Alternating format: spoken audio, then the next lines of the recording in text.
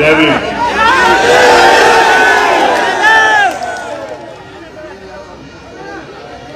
सर्वप्रथम तो यहाँ की केडी बगिया जो ये एक महत्वपूर्ण स्थल है, यहाँ की जो कमेटी जिन्होंने ये इतना महत्वपूर्ण प्रोग्राम रखा और मुझे भी अवसर दिया यहाँ बुलाने का, मुझे बुलाया यहाँ, आप लोगों को भी अवसर दिया कि हम लोग बात कर सके। मैं उस पूरी कमेटी का, उस कमेटी के अध्यक्ष श्याम प्रकाश बोधी जी का धन्यवाद करता हूँ।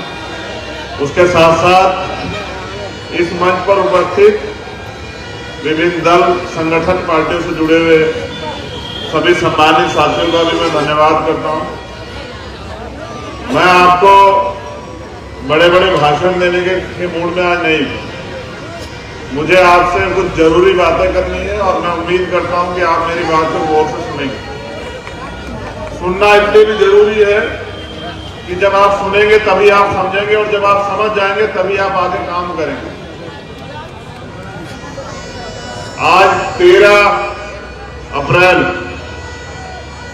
हम यहाँ सब लोग बाबा साहब डॉक्टर भीमराव अम्बेडकर जी की जयंती का जो उत्सव उसे मनाने के लिए इकट्ठा हुए, लेकिन अगर आप इस पूरे महीने को देखोगे तो शायद आपको एहसास होगा कि इस पूरे महीने में महापुरुषों ने जन्म लिया, और अगर जन्म नहीं लिया तो उनकी शहादतें हुई हैं, उनको वो शहीद हुए, उनका परिनिर्वाण हुआ।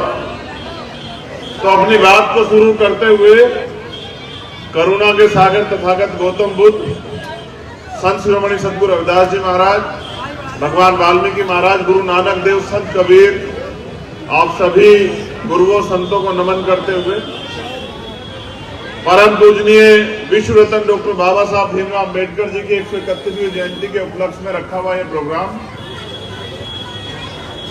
साथियों, इसी महीने में राष्ट्रपिता ज्योतिबा फूले जो शिक्षा के क्रांति के अगर दूत हुए, जनक हुए, उनकी भी जयंती थी बाबा साहब अम्बेडकर से 3 दिन पहले 11 अप्रैल को। इसी महीने में सम्राट अशोक की भी जयंती थी। इसी महीने में आज आरक्षण के, पिछड़े वर्ग के लोगों को आरक्षण मिले, इसके जो जनक, जिनको जो मंडल कमीशन के आयोग, मंडल आयोग के जो अध्यक्ष थे बीपी मंडल जी की आज जो है परिनिर्वाण दिवस भी। उसके साथ साथ भारत में आज के दिन जलियांवाला बाग हत्याकांड भी हुआ था, इतने लोग शहीद हुए थे। अगर हम तिथियों में जाएंगे तो मुझे लगता है कि पूरी रात बीत जाएगी, मैं आपको गिनाता रहूंगा और आप लोग गिनते रहेंगे। लेकिन उससे भी आगे बढ़ के वर्तमान के जो हालात, उन हालात में चर्चा बहुत जरूरी है। हम लोग यहाँ इकट्ठे हुए, मैंने, हमारे साथियों ने बाबा साहब के चित्र पे माल्यार्पण किया, पुष्प चढ़ाए, हम लोगों ने अच्छे अच्छे भाषण दिए और हम लोग घर चले गए। इससे कुछ नहीं बदलेगा। हमें महापुरुषों के अगर विचारधारा पे जब तक हम लोग नहीं चलेंगे, महापुरुषों के रास्ते पे हम नहीं चलेंगे, तब तक उनकी जयंती मनाने का कोई मतलब नहीं बैठता। मैं तो धन्यवाद देता हूं आगरा के लोगों का। बाबा साहब तो आगरा की धरती पे रोए भी थे और यहां से पूरी दुनिया में रहने वाले अपने अनुयायियों को संदेश भी देके गए। लेकिन मैं भी पिछले 3 साल से इंतजार कर रहा था कि भीमनगरी जाने का मुझे मौका मिले, और इस बार मैंने आजाद समाज पार्टी उत्तर प्रदेश के प्रदेश अध्यक्ष भाई सुनील चित्तौड़ जी से कहा कि चाहे 1 दिन, 2 दिन, 4 दिन, 6 दिन, कितने दिन लग जाए भीमनगरी में, मैं इस बार सारे काम छोड़ के भीमनगरी रहूंगा, आगरा ही रहूंगा। साथियों, मैं देखना चाहता कि पूरी भारत में इसकी चर्चा है कि आगरा में भीमनगरी का प्रोग्राम होता है और भीमनगरी के जो अवसर है, उत्सव को इतना बड़ा प्रोग्राम होता है, इतने लोग इकट्ठा होते हैं। मैं तो जानता हूं कि आगरा आपकी राजधानी, लेकिन फिर भी हर व्यक्ति के दिल में एक इच्छा होती है कि भाई वो भी, उसको भी मौका मिले। मुझे आपने मौका दिया, फिर से मैं धन्यवाद करता हूं। लेकिन मैं आपको कुछ बताना भी चाहता हूं, हालात बहुत अच्छे नहीं। बाबा साहब अम्बेडकर ने, नौजवान साथी मेरी बात पे गौर करें, बाबा साहब अम्बेडकर ने कहा कि मुझे मूर्तियों में खोजने की जरूरत नहीं है, मैं किताबों में हूं, किताबों को पढ़िए, ज्ञान लीजिए। इसलिए वो लगातार शिक्षा पे जोर देते रहे। लेकिन मैं यहां बैठे हर शख्स से पूछना चाहता हूं, अगर हम बाबा साहब के सच्चे न्याय, तो क्या हमने बाबा साहब के दिखाए हुए रास्ते में जाके बाबा साहब ने जो लिटरेचर दिया उसको पढ़ने का काम किया? हमारा जो इतिहास है उसको क्या हमने पढ़ने का, जानने का काम किया? और जो नौजवान साथियां बैठे जिनको रीढ़ की हड्डी बनना है इस आंदोलन की, जिनको बाबा साहब के अधूरे सपने को पूरा करना है, मैं उन साथियों को भी कहना चाहता हूं कि जब तक आप पढ़ेंगे नहीं, समझेंगे नहीं, जानेंगे नहीं और अपने आप को समर्पित नहीं करेंगे अपने महापुरुषों के सपने के लिए, तब तक ये गुलामी की जिंदगी आपके जीवन से कटने वाली नहीं है। मेरी बात को याद रखना। मैं ये भी मुझे इस बात में भी हंसी आती है कि मेरा समाज दुख पे भी हंसता है और खुशी पे तो वो उसको मौका मिल ही जाता है हंसने का। वो इस बात पे भी हंसता है कि जब मैं बहुत दुख की बात बताता हूं वो तब भी हंसता है, और अगर कहीं मैं कोई खुशी की बात बता दूं वो उसमें भी हंसता है। और मैं फिर कह रहा हूं कि ये जमाने में बैठे हुए वो लोग जो चाहते हैं कि आपके चेहरों में हंसी ना आए, वो अपने ऊपर रोज हंसते हैं, लेकिन उनकी हंसी आपको दिखाई नहीं देती, क्योंकि आपके और उनके बीच में एक बहुत बड़ा गैप। जब तक आपको उनकी हंसी नहीं दिखाई देगी, वो जो आपको अपमानित करने के तरीके ढूंढते वो आपको नहीं दिखाई देंगे, तब तक उन तरीकों को आप बदल भी नहीं पाओगे। अभी बहुत सीनियर मेंबर प्रकाश सिंह भारती जी, मैंने उनके बारे में बहुत कुछ सुना।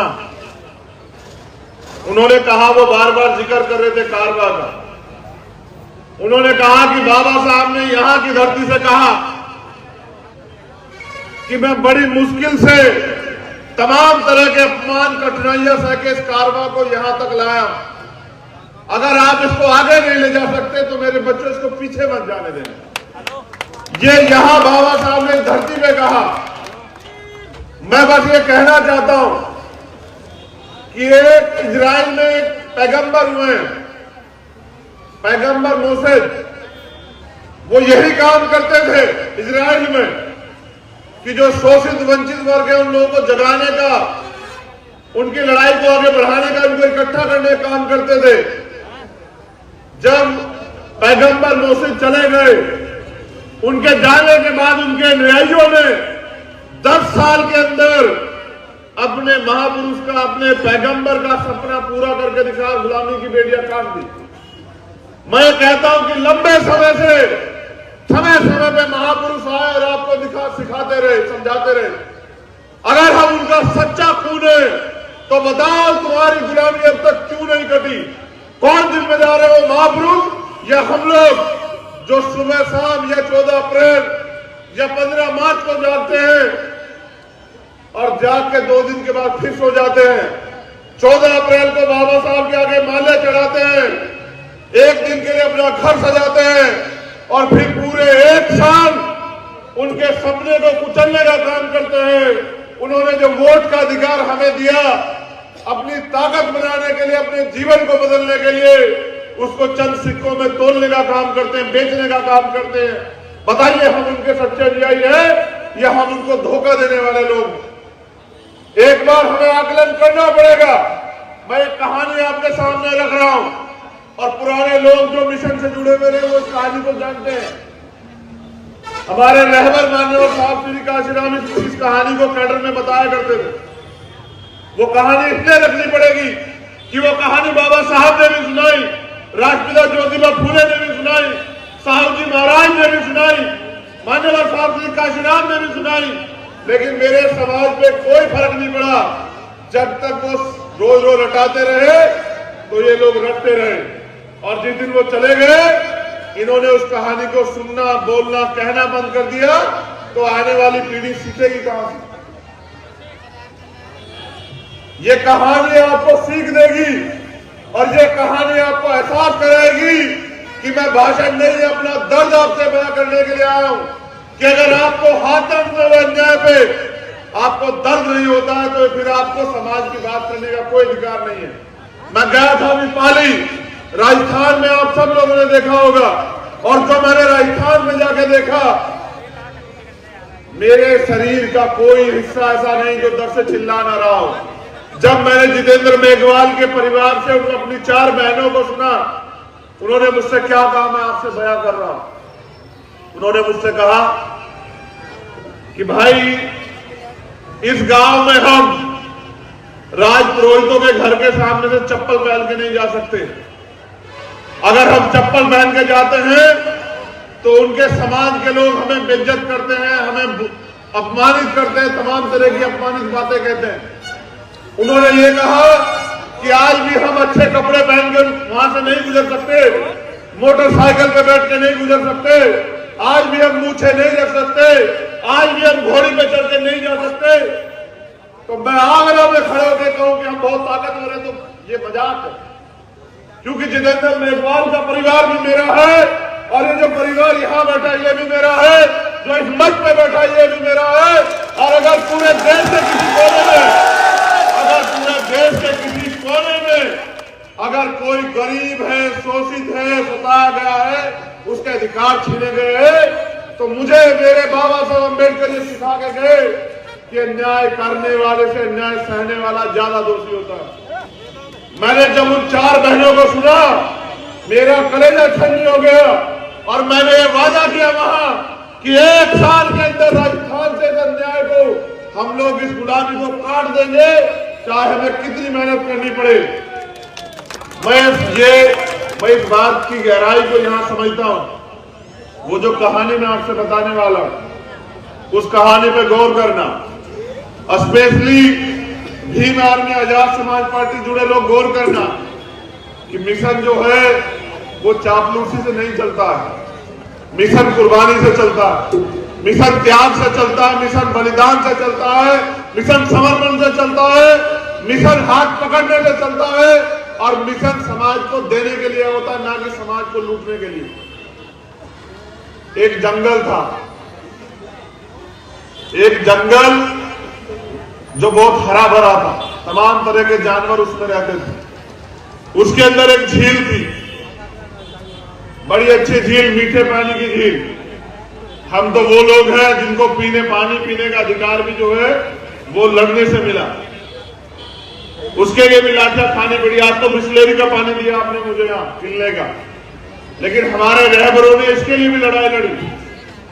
तो उस झील में पूरे जंगल के जानवर आके पानी पीते थे।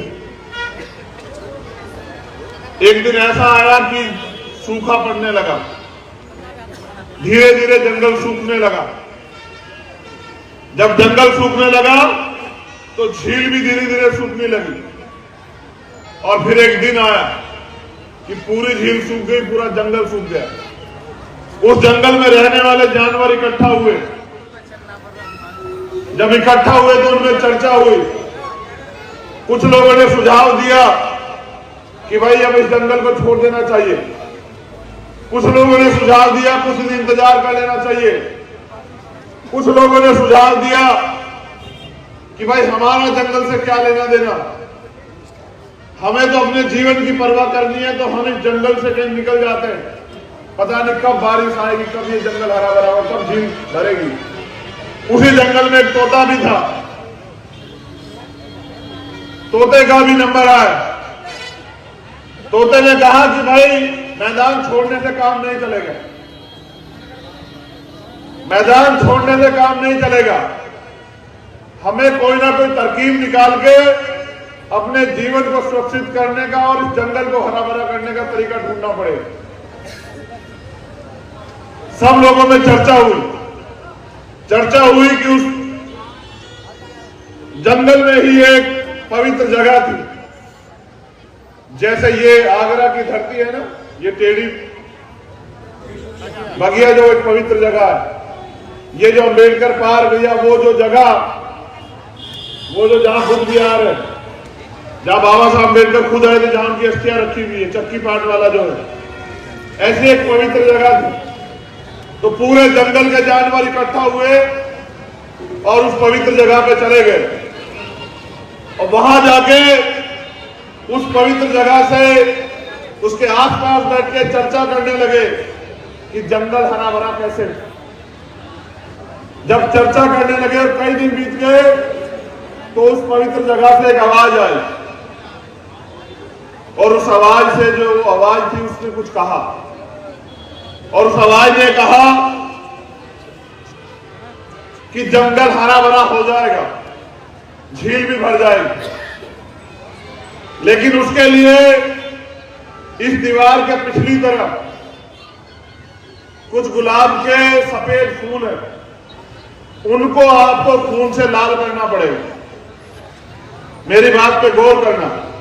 जंगल हरा भरा हो जाएगा, झील भी भर जाएगी, लेकिन इस दीवार के पिछली तरफ कुछ सफेद फूल है जिनको आपको अपने खून से लाल करना है। अब चर्चा शुरू हुई। किसी ने कहा अगर खून भी दे दिया ना जंगल हरा भरा हुआ तो। किसी ने कहा कि भाई कौन देगा खून, हमें तो वैसे ही अपनी जान बचानी भारी हो, तो इधर खून भी दे दिया तो।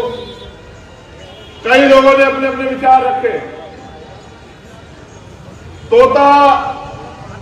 तोते का नंबर आया। तोते ने कहा भाई एक काम करते हैं, एक एक बूंद खून की सब लोग देते हैं, ना किसी की जान जाएगी और ये सबके खून से ये फूल भी लाल हो जाएंगे। तोते की बात को सब लोगों ने नकार दिया और सब लोगों ने तय किया कि हम जंगल छोड़ के जाएंगे, किसी और जंगल में जाएंगे। सब लोग जंगल छोड़ के जंगल से बाहर चले गए और जैसे ही वो जंगल से बाहर निकले उन्होंने देखा कि बारिश शुरू हो गई। बारिश शुरू हुई, पूरा जंगल हरा भरा हुआ और झील भी भर गई। सभी जानवरों में चर्चा बन गई कि यार देखना कोई हम में से कम तो नहीं है। जब गिनती हुई तो तोता कम निकला। सारे जानवर इकट्ठे होकर उस जगह की तरफ दौड़ पड़े, ये देखने के लिए कहीं फूल लाल तो नहीं हो गए। और जब पूरा समूह बनके उस जगह पे पहुंचा जहां पे सफेद फूल थे, तो उन्होंने देखा कि भाई एक फूल जो है वो लाल था, क्योंकि तोते में जितनी हिम्मत थी, तोते ने अपनी गर्दन यहां से अलग की और उस फूल के ऊपर लेट गया। वो जितना उसके अंदर खून था, उस खून की बदौलत वो एक फूल लाल हो पाया और उस एक फूल के लाल होने से वो पूरा जंगल हरा भरा हो गया और झील फिर भर गई। तो जब वो सारा समूह वहां पहुंचा, अब मेरी बात पे गौर करना, आज के हालात बिल्कुल ऐसे हैं। श्याम प्रकाश जी, आज के हालात बिल्कुल ऐसे हैं कि एक ने कहा कि भाई तोते ने बहुत बहादुरी का काम किया है, मैं इनके सम्मान में कविता लिखूंगा। एक ने कहा भाई मैं तो तोते ने बहुत बलिदान का काम किया है, मैं इनकी समाधि बनाऊंगा। तीसरे ने कहा भाई तोते ने बहुत बड़ा काम किया है, मैं इनकी मूर्ति लगाऊंगा। एक कहने लगा कि भाई तोते का बलिदान भूला नहीं जा सकता, मैं भंडारा कराया करूंगा। एक ने कहा ये तारीख याद रहेगी, हम इस तोते की जो है परिनिर्वाण दिवस मनाया करेंगे। और सबके सब जो है अपनी बात को इस तरह कहते गए। मैं इस कहानी के सार पे आता हूं। अगर आप ये सोचते हैं कि बिना करे कुछ मिल जाएगा, बिना त्याग करे बलिदान के संघर्ष के कुछ मिल जाएगा, तो ये बस आपकी काल्पनिक सोच है। इतिहास गवाह है, हमने हर चीज लड़ के ली है और हमारा हौसला पहाड़ से भी ज्यादा बुलंद है, हमारा हौसला समुद्र से भी ज्यादा गहरा है। आप 14 अप्रैल को मूर्ति पे माला चढ़ाने से अच्छा अगर महापुरुषों के दिखाए रास्ते पे चलोगे। तोते पहले भी आए, राष्ट्रपिता ज्योतिबा फूले के रूप में, साहू जी महाराज के रूप में, बाबा साहब अम्बेडकर के रूप में, मान्यवर साहब काशीराम के रूप में, लेकिन हमारे समाज के लोग तोते की बात नहीं मानते। वो तो तोते की मौत का इंतजार करते हैं। मैं आपको पूरी ईमानदारी से कह रहा हूं, अभी हमारे सीनियर साथी हैं, मैं तो बहुत छोटा उम्र में आपसे, मैं बहुत छोटा हूं आपसे उम्र में, लेकिन मेरे इरादे बाबा साहब अम्बेडकर के सपने को पूरा करने के लिए आरएसएस और खालसा से भी ज्यादा बुलंद है। अगर वो एक, जैसे हमारे सीनियर साथियों ने कहा कि वो संविधान बदलना चाहते हैं, मैं आगरा की इस पवित्र धरती पे 13 तारीख के दिन रात को 11 बजे यह ऐलान करता हूं कि अगर उन्होंने संविधान की तरफ आग उठाकर के देखी, इसके परिणाम आरएसएस और भाजपा के लिए इतने हानिकारक होंगे कि दुनिया के इतिहास में कभी ऐसे हानिकारक परिणाम नहीं होंगे। आप मन छोटा मत कीजिए, आप दिल छोटा मत कीजिए, इतिहास गवाह है, हमने बलिदान दिया लेकिन झुकना नहीं सीखा। आरएसएस और भाजपा के इस सपने को भी जमीन दर्ज करेंगे और बाबा साहब अम्बेडकर के सपने को भी पूरा करेंगे। इस देश में दोबारा से मूल निवासियों का, बहुजनों का राज आएगा और उसके लिए जो कीमत चुकानी पड़ेगी, जो बलिदान देना पड़ेगा, उसके लिए हम तैयार। मैं फिर कह रहा हूं, जोश के साथ होश की भी जरूरत है। साथियों, तोता फिर आज आपसे कुछ कह रहा है। लड़ाई सेवक से शासक बनने की जंग है ये, और मैं आपसे ताकत मांगने के लिए आया हूं। अगर आप मुझे मौका नहीं देखेंगे तो मेरा हुनर कैसे देखेंगे? अगर आप मुझे अवसर नहीं देखेंगे तो मुझे लड़ता हुआ कैसे देखेंगे? मैं आज 13 अप्रैल की रात में जहां आप बाबा साहब को नमन करने के लिए आए हैं, मैं आपका खून होने के नाते, इस समाज का बेटा होने के नाते, एक गरीब परिवार से संघर्ष की लड़ाई को जो लड़ने के लिए आने मेरी इच्छा थी और मैं आया हूं। मैं बस आपसे ये कहना चाहता हूं कि हालात सामान्य नहीं, इन हालातों में हमें एक दूसरे की जरूरत है, इन हालातों में हमें एकजुट होने की जरूरत है, इन हालातों में हमें अपनी ताकत बनाने की जरूरत है, और इन हालातों में हमें दुश्मन को संदेश देने की जरूरत है कि वो अपनी औकात में रहे। वो ये ना भूले कि ये डॉक्टर बाबा साहब अम्बेडकर का देश है, ये मानवतावादी सोच का देश है। वो अपने गलत इरादों को भूल जाए। हमें मान सम्मान का जीवन जीने का अवसर अगर कहीं से मिला है तो संविधान से मिला है। हम जानवरों जैसा जीवन जीते थे, आज हमें समान अवसर मिले हैं। क्या आप चाहते हैं समान अवसर खत्म हो जाए? आज जो माहौल बना के इस देश के मुसलमानों के प्रति जो नफरत की आंधी चलाई जा रही है, जो माहौल खराब किया जा रहा है, मैं फिर यहां से कह रहा हूं, आगरा की धरती से बाबा साहब अम्बेडकर का खून होने के नाते उन्होंने कहा था, जो मैंने आपको पहले भी दोहराया, कि अन्याय करने वाले से अन्याय सहने वाला ज्यादा दोषी है। मैं फिर यहां से भी कह रहा हूं धरती से इस देश के मुस्लिम समाज के भाइयों के लिए कि वो घबराए ना, वो कमजोर न माने। पूरा अम्बेडकर वादी उनके साथ खड़ा है। इस सरकार की दरार धरे भी हिला देंगे, ईंट बजा देंगे। आप मेरी जिंदाबाद करने के बजाय मुझे लड़ने की ताकत दीजिए और अपने होश से बुलंद रखिए। इस देश में संविधान है और जब तक संविधान है कोई आपके मान सम्मान के साथ खिलवाड़ नहीं कर सकता। जो करेगा संविधान के अनुसार जो उसको सजा वो मिलेगी। मेरा एकमात्र लक्ष्य ये है, बहुत सारे तोते आएंगे, अपनी अपनी जिम्मेदारी अदा करेंगे। मुझे मेरी जिम्मेदारी समझ आ गई, मैं अपनी जिम्मेदारी अदा कर रहा हूं और मैं चाहता हूं कि जीते जी इस देश की सर्वोच्च कुर्सी पे जो दिल्ली में रखी हुई है, जो सपना था बाबा साहब अम्बेडकर और माननीय साहब काशीराम साहब का, वो जो अधूरा, मैं एक बार अपने जीवन में जीते जी इस दिल्ली की गद्दी पे बाबा साहब अम्बेडकर के अनुयायियों को देखना चाहता हूं। मैं यही बताने के लिए आपको यहां आया। मैं जीती जिंदगी खुली आंखों से जो सपना हमने देखा है कि बाबा साहब ने जो रोते हुए कहा था आगरा में कि मुझे मेरे पढ़े लिखे लोगों ने धोखा दिया, मैं बाबा साहब का जो अधूरा सपना है आप सबके सामने इस बात की गवाही दे रहा हूं कि उस सपने को पूरा करने के लिए अपने लहू का एक कतरा जो है इस आंदोलन में समर्पित करने के लिए तैयार हूं।